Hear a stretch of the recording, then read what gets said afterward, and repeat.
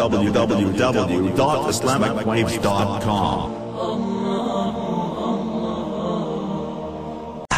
مفتی احسان وقار احمد صاحب UBL کے جو شعبہ اسلامی بینکاری ہے اس کے شرعی ایڈوائزر ہیں، یعنی جو شریعہ بورڈ ہے اس میں وہ ایڈوائزر ہیں.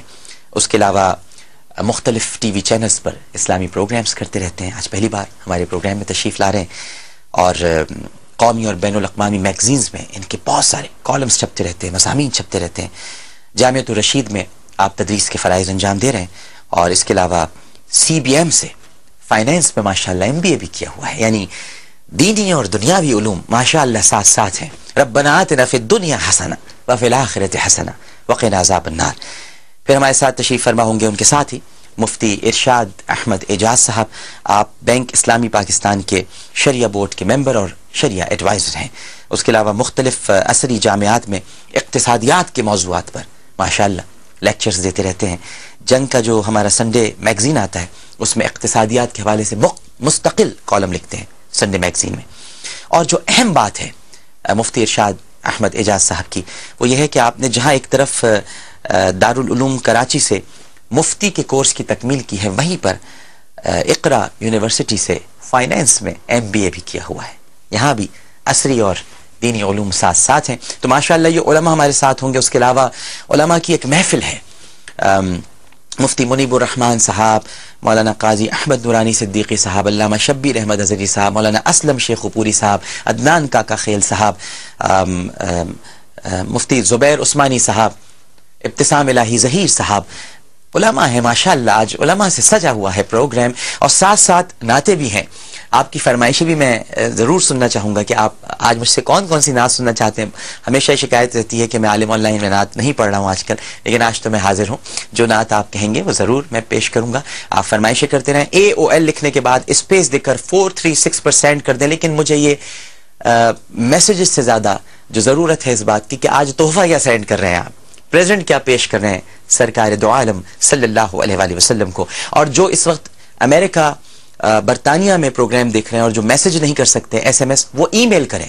تو ای میل کرنے کے لیے alimonline@geo.tv وہ ای میل کر کے اپنے تحفے کے بارے میں بتائیں کہ وہ کیا تحفہ پیش کرنا چاہ رہے ہیں. اور اگر ای میل نہیں کر پا رہے تو براہ راست فون کریں جناب، ٹیلی فون کال کریں. نمبرز اسکرین پر آ رہے ہیں، ہم آپ سے براہ راست گفتگو کریں گے، آپ کی کالز سنیں گے. ایک چھوٹا سا وقفہ. السلام علیکم ورحمۃ اللہ. آن لائن میں خوش آمدید. ماشاءاللہ پہلی مرتبہ آپ تشریف لائے ہیں اور بہت خوشی ہو رہی ہے آپ کو آج سیٹ پر دیکھ کر، اور آپ کی گفتگو بھی ماشاءاللہ سنیں گے. ناظرین آپ ہمیں کال کر سکتے ہیں. مفتیان کرام آپ کے سوالات کے جوابات دینے کے لیے یقیناً یہاں پر موجود ہیں. لیکن یہ ذہن میں رکھیے گا کہ چونکہ ہم جن ہستیوں کو بلایا ہے ان کے اپنے اپنے شعبے بھی ہیں، تو آپ کے لیے بھی بڑی بہترین یہ بات ہو جائے گی. جیسے مالی معاملات پر، اقتصادی امور پر مفتی ارشاد احمد اعجاز صاحب کی بڑی گہری نگاہ ہے. تو جیسے اسلامی حوالوں سے بھائی بے کیا ہے، سود کے معاملات کیا ہیں، انسان کو کیسے اپنے معاملات کو درست رکھنا چاہیے مالی طور پر، آپ پوچھ سکتے ہیں. اور ساتھ ساتھ مفتی احسان احمد وقار صاحب، ان سے آپ جو سوشل ڈس آرڈرز اس وقت ہمارے معاشرے میں ہیں، والدین کے حقوق ہم نہیں سمجھ رہے ہیں، میاں بیوی کے درمیان جو تعلقات ہیں، اولاد اور والدین کا جو رشتے بگڑتے جا رہے ہیں، اور استاد اور شاگرد کے رشتے تباہ و برباد ہو چکے ہیں، تو ان سب پر کیونکہ ادب پہلا قرینہ ہے محبت کے قرینوں میں، تو یہ تمام باتیں ہم ان سے دریافت کریں گے. تو آپ کی کالز کا میں بے چینی سے انتظار کروں گا. نمبرز اسکرین پر آ رہے ہیں. اس کے ساتھ ساتھ آپ ہمیں SMS کر سکتے ہیں. AOL لکھنے کے بعد اسپیس دے کر 436 پر سینڈ کر دیجئے. مفتی احسان صاحب، معاشرے میں آج ہم دیکھتے ہیں کہ ایک عجیب نفسا نفسی کا دور ہے. لوگ حقوق کی ادائیگی کر ہی نہیں رہے ہیں. ایک تو ہوتی ہے کوتاہی، اب تو کرنا ہی چھوڑ دیے. اب تو علامات قیامت میں جیسے حضرت جابر رضی اللہ تعالیٰ عنہ سے روایت تھی کہ لوگ جان پہچان کے لوگوں کو سلام کیا کریں گے. اب ایسا ہی ہوتا جا رہا ہے کہ جان پہچان والوں کو سلام کی جاتی ہے، میرا سلام بھی اب عام نہیں رہا ہے.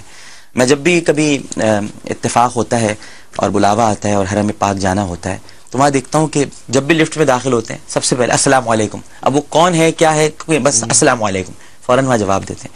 تو یہ جو ہمارے ڈس آرڈرز ہو گئے معاشرے میں، اس کی کیا وجہ ہے، کیسے دور ہو سکتے ہیں؟ بسم اللہ الرحمن الرحیم. میں بنیادی طور پہ جو ہماری سوشل ڈس آرڈرز ہے، اگر اس کو اجمالاً عرض کروں تو اس کی صورت یہ ہے کہ بنیادی تعلیمات سے دوری. جی. جو اصل ہماری اس وقت سب سے زیادہ ڈرا بیک ہے وہ سوسائٹی میں ہم بنیادی چیزوں کو چھوڑ بیٹھے ہیں اور ڈبیٹ، یہ ڈفرینسز اور اس طرح کی دوسرے پہلو جو ثانوی درجہ رکھتے ہیں جی اس پہ زیادہ ایمفیسس ہو گیا ہے. ٹھیک ہے. اور اسی کی وجہ سے میں سمجھتا ہوں کہ جتنے بھی ڈس آرڈر سوسائٹی میں ہمارے پاس آ رہے ہیں اس وقت، اس کی بنیادی وجہ یہی ہے. اس کو چونکہ دین ہمارے لیے ایک مکمل ضابطہ حیات ہے اور ہر پہلو کو اس نے بہت اچھی طرح اجاگر کیا ہے، بہت مفصل ہر چیز پر سیر حاصل تفصیل موجود ہے. تو ان چیزوں کو فراموش کرنے کے نتیجے میں سوسائٹی کے جتنے بھی ڈس آرڈرز ہیں، گھر سے شروع کر دیں تو حقوق العباد اور حقوق اللہ دو تقسیم ہیں. حقوق اللہ میں بھی کوتاہی ہے جی اور حقوق العباد میں بھی کوتاہی ہے. اللہ تعالیٰ فرماتے ہیں کہ میں حقوق اللہ تو معاف کر سکتا ہوں، لیکن حقوق العباد میں جب تک جس بندے کا حق تلف کیا گیا ہے وہ معاف نہ کرے تو میں کچھ نہیں کر سکتا. تو اس کی اہمیت اس اعتبار سے بڑھ جاتی ہے. اس کا یہ مطلب نہیں کہ حقوق اللہ ثانوی درجے کا ہے، اس کی اپنی جگہ ہے اہمیت. حقوق العباد میں ہمارے جو گھریلو حالات ہیں، فیملی ڈس آرڈرز، والدین کے حقوق، والدین کے لیے اولاد کے حقوق، جی میاں بیوی کے درمیان حقوق، اساتذہ کے حقوق، امپلائرز اور امپلائی کے درمیان جو حقوق، ہم ایک ریاست میں رہتے ہیں تو اس کے حکمرانوں کے حقوق، حکمرانوں کے اپنی رعیہ پہ حقوق، تو یہ سارے حقوق بہت تفصیلاً اسلام نے بیان کیے.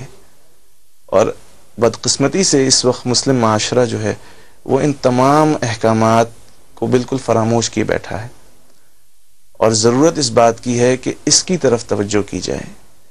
ایک پہلو تو یہ ہو کہ عبادات، فرائض جس میں کوئی اشکالات، کوئی ڈفرینس آف اوپینین نہیں ہے، نماز، روزہ، زکوٰۃ، حج، ان کو اپنے وقت پر بچا لایا جائے. اسی طرح معاملات، اس میں ہی حقوق العباد کا زیادہ ذکر آتا ہے.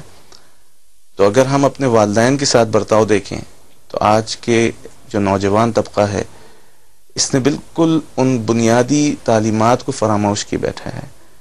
اور اس میں جو بنیادی چیز ہے کہ قرآن پاک کی آیت میں جیسے ذکر ہوتا ہے کہ تم اپنے والدین کے سامنے اف تک نہ کہو، اور حقیقتاً اس سے مراد اف انسان ایک ناگواری کا اظہار کرنے میں، ایک ہوتی ہے کہ طبیعت میں کسی وجہ سے ناگواری آئے گی لیکن تم اس کا اظہار نہ کرو والدین کے سامنے، اور اف بھی نہ کہو بلکہ ان کے لیے بچ جاؤ، اپنے پروں کو بچھا دو. ماشاءاللہ.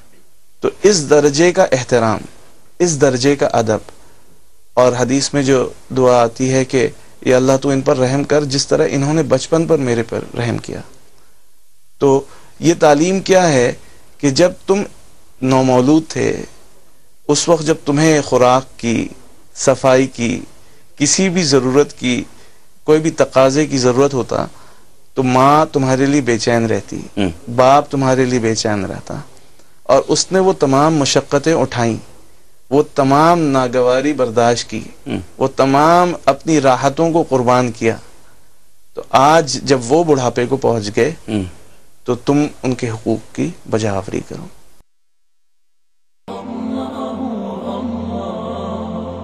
www.islamicwaves.com